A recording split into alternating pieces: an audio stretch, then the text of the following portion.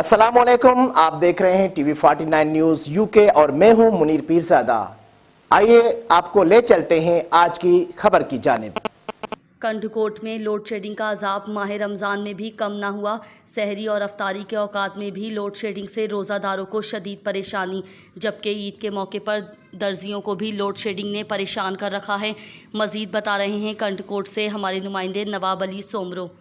जी बिल्कुल। कंठकोट में बिजली की गिरना लोड शेडिंग ने ईद उल फितर की सीज़न में दर्जियों को परेशान करके रख दिया है, जबकि ग्राहकों की जानिब से अपने ईद के कपड़े खरीद करके दर्जियों के पास आते हैं तो दर्जियों की जानिब से सिलाई के लिए कपड़े लेने से इनकार किया जाता है। दर्जियों का कहना है कि बिजली न होने के बायस जनरेटर इस्तेमाल करते हैं, जिससे खर्चा ज़्यादा होता है।